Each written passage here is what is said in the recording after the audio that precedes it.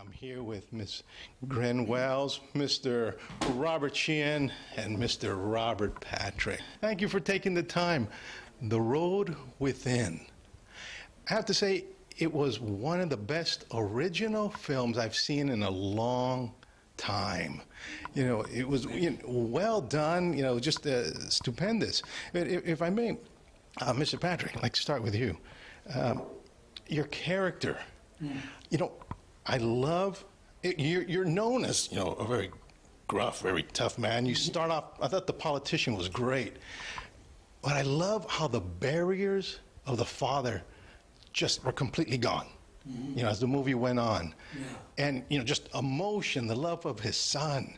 I want to know, how much of it was it part of the script? How much of it was, character development on your part? Because I thought it was fantastic, and I love seeing that in a character. Well, that's a wonderful question, and it was a real collaboration, obviously, between Gren and myself. And that is, to use the title, The Road Within, that was my journey as a character, as a human being. What you see, I had to evolve to a point where I could finally accept my son for who he is and learn the patience to be able to deal with him.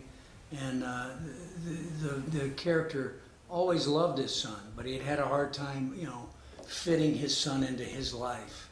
How do I deal with this? And with the death of the wife early on, now I'm presented with this, what I perceive as a problem that used to be taken care of by her, and now I've got to deal with it, and in the midst of trying to campaign and do my job. So all the stress, all those things that were loaded onto the guy, and ultimately he really does love his son.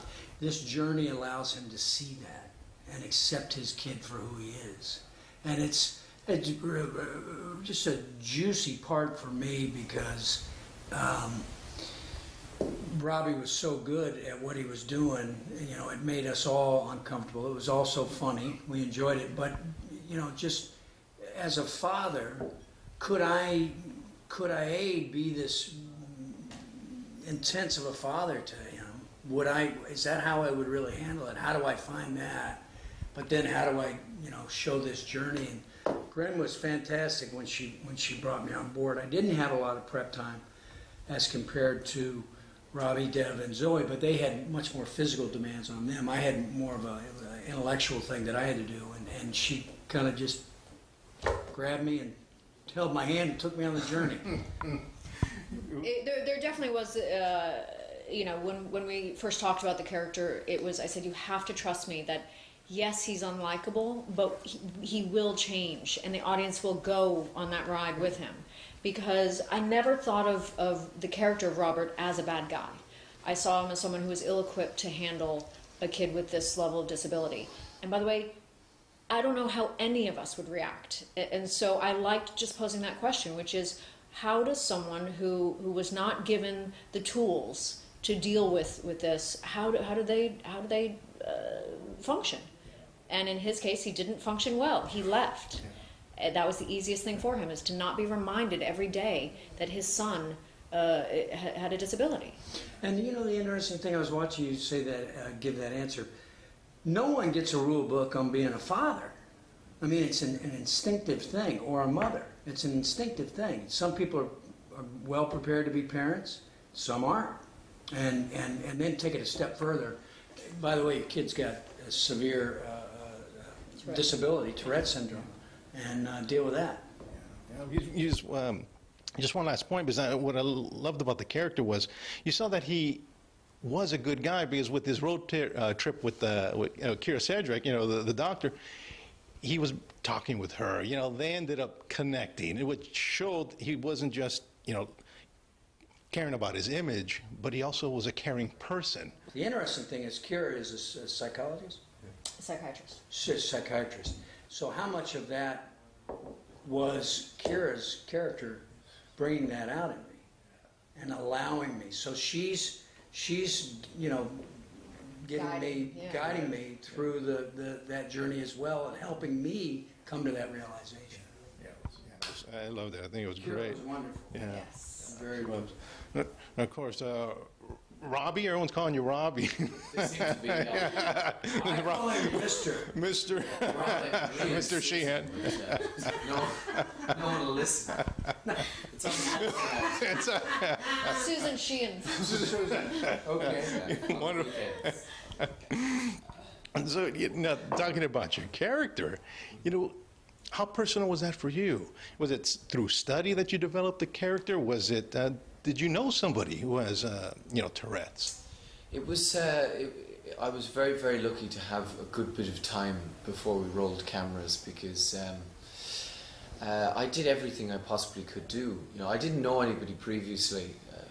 The only sort of experience I had of the syndrome was probably seeing the odd documentary about it, see a few characters on reality television perhaps, and that was it. And so my research became about just watching everything that I could possibly watch that exists on the topic, and then I spent time with a guy in California and a girl in London, and it was a very, very personal experience because I had to make the Tourette's personal. I suppose I had to sort of make it my own dance as opposed to kind of borrow expressions of Tourette's from other people.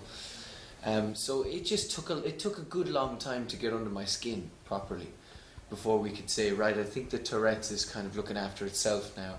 Let's start concentrating on the dynamic of you and the other actors and stuff. And so just having that breathing space was absolutely vital. And it was a deeply personal experience. I think every part that you approach, you bring a lot of yourself to it, so it has to be personal on some level. I mean, this for me was brilliant because it was, I think, going so far outside of me and what I am. That was a huge part of, and why the part was so attractive as well. It's just the idea of being transformative as an actor. It's always the most challenging thing, the most rewarding thing. Out of the film, besides the Tourette's, what got me was when you would twist your head. That head twisting thing. Yeah.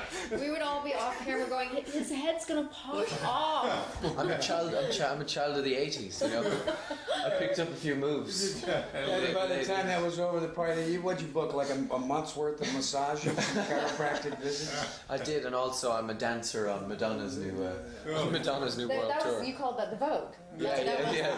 By the way, That was because called the a Vogue. lot of Tourette's sufferers name their tics. Because they're with them for many months sometimes, and they're like, well, might as well embrace it. And so we had Robbie name his tics as well. Like, that was the otter. The pig was the the Vogue. So before a scene, we'd be like, okay, give me 2 pigs, give me the Vogue, so that we would also vary the tics. Gren, I wanted to ask you. One of the things I picked up in the film was the connection, the synergy with everybody. My phone is cursing. Yeah. I might take this opportunity to touch your beard. You want us to touch my beard? All right. That's lovely. That's lovely. He's got these tics. He does. That's true, actually. I was at a support group thing, and Touch your beard. But I don't have one, sir. But I was talking to this lad, and he was sat on his hands like this, and he was going, hello, hello, hello, hello, and that was just it was incessant right throughout the whole time, and I was wearing a hat, and he just went, and he was kind of staring at my hat, and I went, what are you thinking? What are you thinking? He goes, I want to knock your hat off your head. And I said, go and do it. He went, just whacked it off as soon as I gave him the go ahead. At least he's polite. Yeah. Yeah. Okay, sorry. So I guess just a last question. The synergy within the filming of the group, because Robert and Dev and Zoe, they had this great energy as Robert and Kira did. It was wonderful. Was that just natural? Did you kind of, get them in a little huddle and say, everyone like each other, Well, a lot of that obviously was just casting the right energies. I knew I cast Robbie first because I knew without a Vincent, I didn't have a movie. And when he walked in, and I had met a lot of amazing young actors in Hollywood, but I had such a specific vision of who I thought Vincent was. I wanted him to be tall and lanky because I wanted the ticks to almost have a poetry to them. And I wanted hair and eyes and lips and, the whole package. Could not find it. And so we actually pushed filming. We were supposed to film in the winter of, or fall of 2012. And so we pushed filming, and then it was on November 16th, 2012, that Robbie Sheehan walked in the door. And I just knew at that moment, because I knew his previous work, so that helped. But he also had this energy. He was like, just, a spaz. And so I literally thought, I was like, he already has Tourette's. He knew it would pay off in some way. Yeah. All that nervous energy. And, I just wanted to... Jonah Hill was out. But so No disrespect. in casting the other people, it was like once I had Vincent, he was always going to be right in the center of the energy spectrum, and then Dev obviously has a frenetic energy about him, and then Zoe on the other end has a very calming energy, and so I knew that in order to get the almost I equated it to music. And I wanted there to never be too many notes, and I wanted it to flow together. That staying true to those energies would always help. I think poor Zoe, because she was on this controlled diet, she had no energy in her body. Yeah. So She literally. she was just like, She's such a badass too. That chick. I mean, it just comes across on film, Right. especially when she takes him on the tour of the facility. Yeah. One of my favorite parts of the movie. Yeah, we don't have cable. What did you find the hardest part in the film? They were the easy parts. They made my job extremely easy because they all showed up so prepared. We had a very tight schedule, and we shot this in 23 days. There was no budget, so no one was doing it for the money. I would say the hardest thing was making our days, because the thing about money is money provides time, which provides options. So we didn't have a lot of options. But it did also spur on a creativity because we had to make things work within. I mean, our record in one day was 9 3/4 pages, which, that's crazy pants for a movie.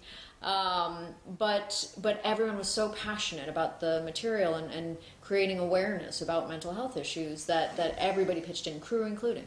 Well, it's to Gren's credit, it starts at the top. And I mean, she wrote this, she directed it. It's a very personal story for her. I think she set the tone for all of us, and everybody was very committed to coming in and knocking it out of the park for her. But it doesn't matter the budget. Whatever you're doing, it's still acting, and it's being filmed, and those are the elements. So you can do, trust me, you can do like a $250 million movie, and you can do one of these and have the same experience, a little bit different, but ultimately it's the same goal. We didn't have nice trailers.